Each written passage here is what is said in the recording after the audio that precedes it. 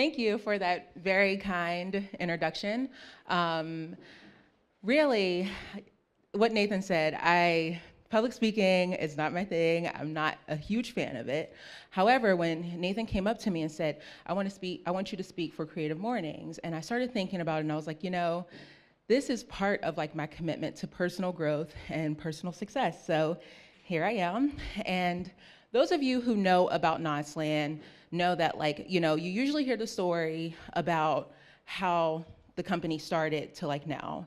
A lot of times there's not the context of like why these things are important to me. So I figured I would use this talk and this opportunity to come and say why our commitment to the environment, our commitment to community, and the commitment to my personal and professional development is so important.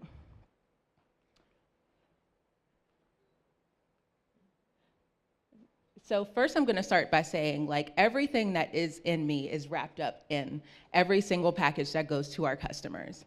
And it's really great to just like have built something that just encompasses all of these things. So I'm gonna start with the environment.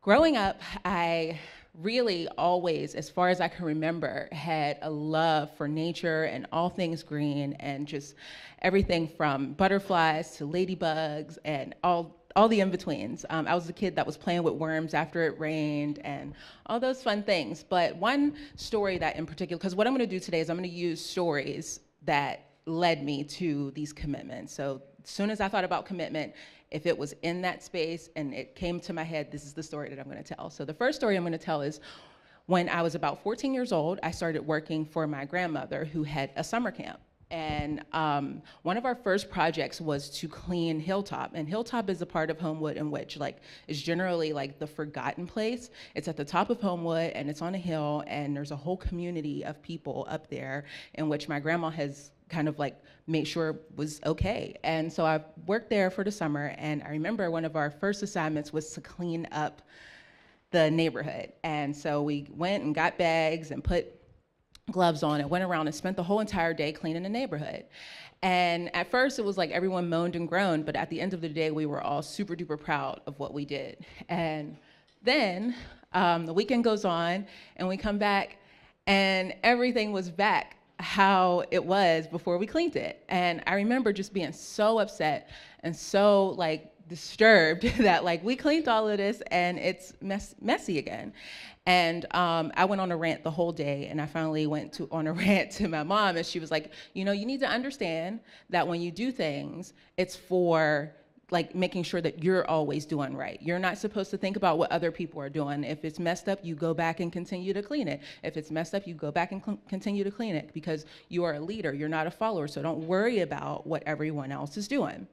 And so I said, okay. And that was like one of my first lessons in like just being humble and serving in a way that, it wasn't beneficial to myself. So then the next topic I'm gonna speak on is the commitment to community. Like I'm super duper invested in just making sure that people are okay. And to think about that, I was like, where did I get this from? So growing up, I watched my grandmother literally fight for this community up on top of Hilltop. Like she fought tooth and nail from going downtown to bringing, making sure that the summer programs were here, making sure that the kids ate, the after school programs came up there because there was a huge accessibility issue because it was on top of a hill. So it was hard to like navigate getting people to jobs and so she said, how do we bring resources and access to them? So she was one of the people who helped get this building built, which is their community center, also where I had my first job. But in that community piece, I just continued to watch my grandmother and my mother just serve people my entire life. And a lot of times when I think about, and when the conversation comes up about thrifting and how much I love thrifting, it's usually tied to sustainable fashion and like how, reuse of clothes and materials and textiles is really good for the environment. But today I just wanted to highlight the fact that it's not just, thrifting wasn't just sustainable. It actually didn't become cool to be sustainable fashion until I was an adult. It was like a means of making sure that everyone had clothes and shoes and coats on their back. So I remember spending entire Saturdays at thrift stores with my grandmother and my mom, like sorting and grabbing things. And these items did not end up being just for the family. I remember going back to my grandma's house, unloading the car, washing, cleaning, sorting, and helping my grandma do all of these things. And while we were doing this, she was on the phone with the community members saying, hey, does Lulu need a pair of shoes? Does Angie need a coat? Does Ray J need this? You know what I mean? So she was on the phone already making sure that everyone in the community was provided for. And even when it comes back to like the programs and the summer programs, I remember her fighting really hard to make sure that the summer food program stayed up there. And it was an interesting way of navigating life because I remember taking my siblings to the summer food program. So I knew how important it was from a young age to have those programs, but I also saw what it was like to fight for those programs like my whole entire life. So I had this really unique perspective that just creates why we're so committed to community. Next, I would like to talk about my commitment to personal and professional growth. So straight out of college, I came home from Edinburgh and I had my first job. That first job was in an office building downtown. I don't know if anyone recognizes this building, but I worked here. I worked really, really hard to get the job. I interviewed, went to the next interview. I worked extremely hard to get this job. And I got it. And once I was there for about 2 weeks, I realized they're not, like, I really don't have work. Like, I'm just really kind of bored. I'm sitting here at the front desk and there's nothing to do. Like, what should I be doing? And then after a while of complaining, I remember finally my supervisor said to me, she said, yeah, when we hired you, it was because the director he was new and he came in and there was another black girl that he didn't really mesh well with. Like, she didn't do anything wrong, but when he came in, he just didn't like her, so he got rid of her.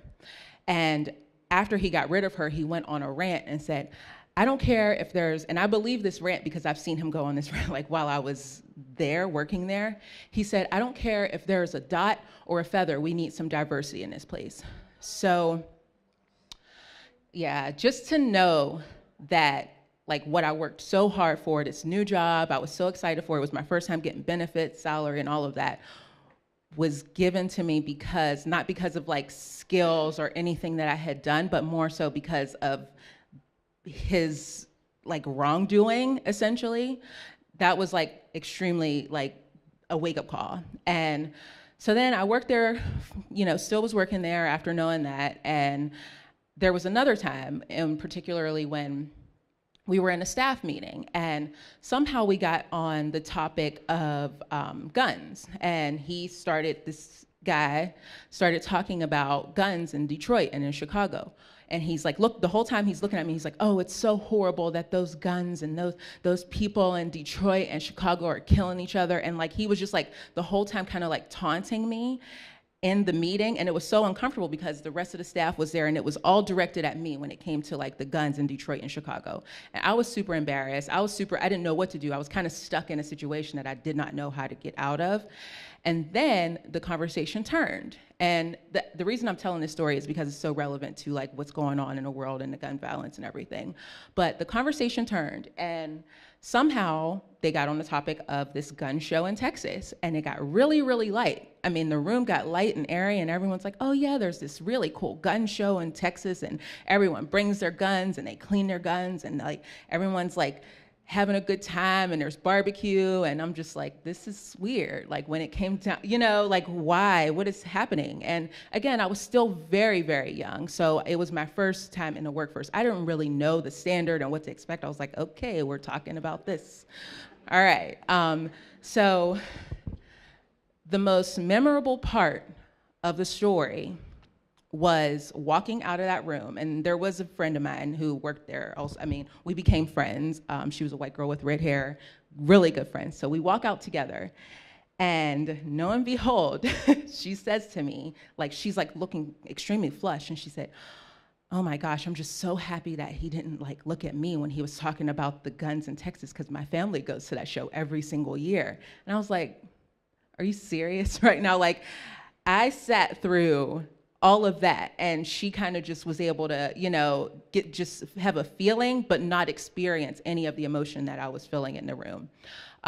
However, that's nothing against her, because in this organization that I worked for, she was the most valuable person to me. She literally, I tried to figure out a way to explain this, but for lack of better terms, it felt like it was like a slave master and a slave's child. And I was the slave's child, and she was the master's child, in which we would have to sneak and work together. Like, he would go to a meeting and she would put something in my calendar, and we would have a meeting, and she would bring me to her office and literally show me every single thing it was to know about tech, about computers, about software, about websites.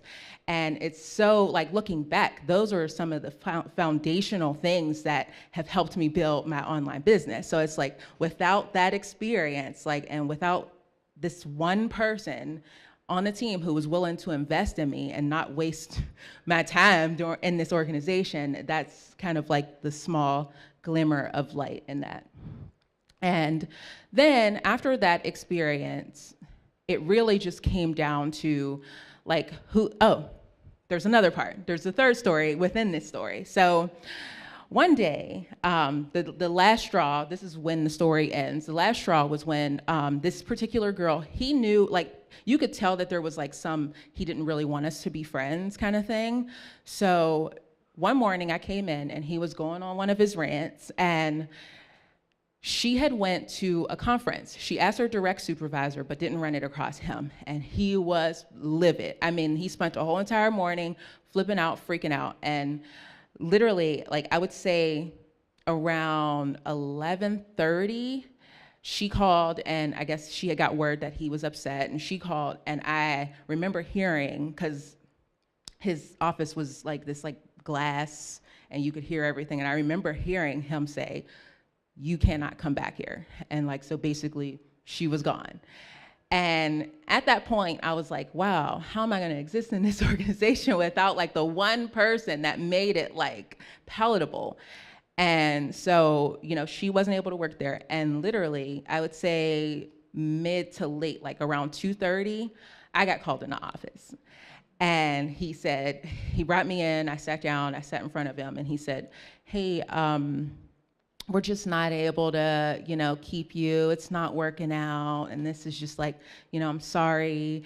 And I had one of those flashes in my mind where I just stood up and turned over the desk and freaked out. That was the first time I ever had one of those moments where I visualized myself freaking out. And I was like, okay, no, I'm not gonna do that. I'm just gonna sit here and I'm gonna be poised. And he continued to kind of taunt the situation. He was like, you can always go apply for unemployment. You can do that, right? And just that same feeling in those staff meetings and in those things that he just continued to kind of exude this behavior towards was still there. And in hindsight, granted, I did get unemployment, I did get severance, and so I use this as an opportunity to say, no more. I will never, ever, ever put myself in a situation where I will be mistreated. And this is when, so I went to Westinghouse High School, and then and then I went to Edinburgh, and I took an African, so Westinghouse was great. My teachers were super invested and, very proud of being Black and cultural and stuff. And then when I left, I went to Edinburgh. I really didn't get any of that, but I did have good friends and all of that, but I just didn't get the Blackness that I needed. So I said, where do I find who I am? How do I reconnect with who I am and my roots so that I don't have to go through this type of thing anymore? I know there has to be somewhere. And so I looked and did some research, and I found out that the Hillman Library had an African American section. And I go in there and I was like, hey, where's your African American literature section and your collection? And he pointed me to it. And I walked over there to this very tiny section in the library, and I spun I spent months like grabbing books. You can't take anything out because it's the University of Pittsburgh's library. But I remember just like wiping the dust off of all of the books and reading and writing and screenshotting and just doing everything that I needed to do to know who I was as an individual, and to just make sure, again, that I was never put in any situation where someone was allowed or able to make me feel some type of way or less than, because that just wasn't cool.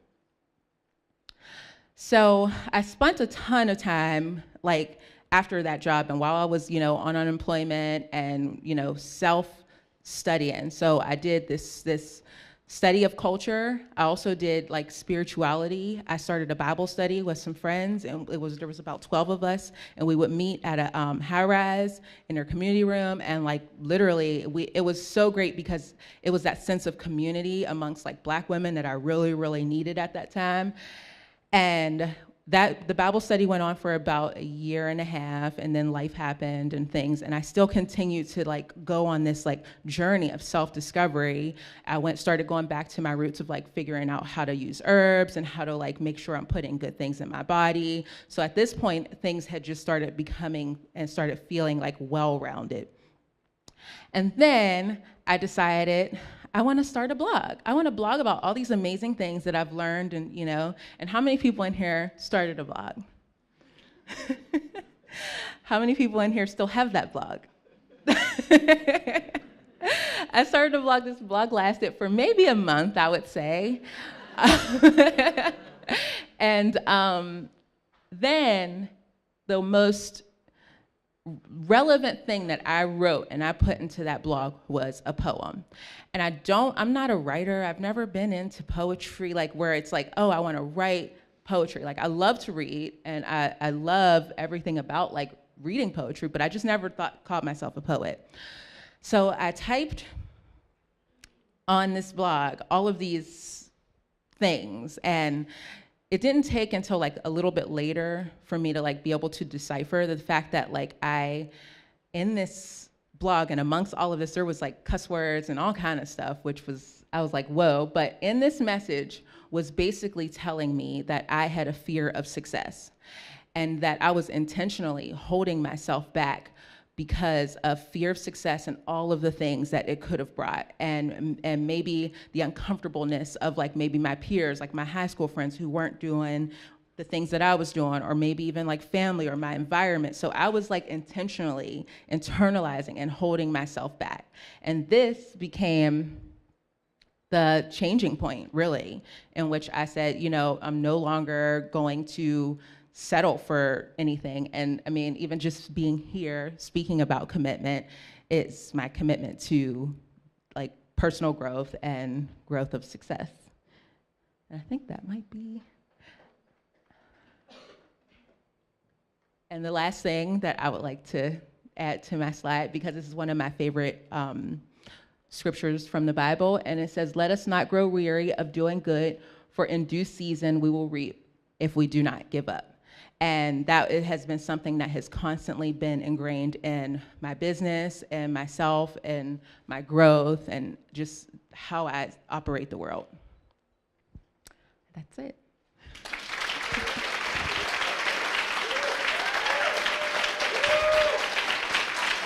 Thank you.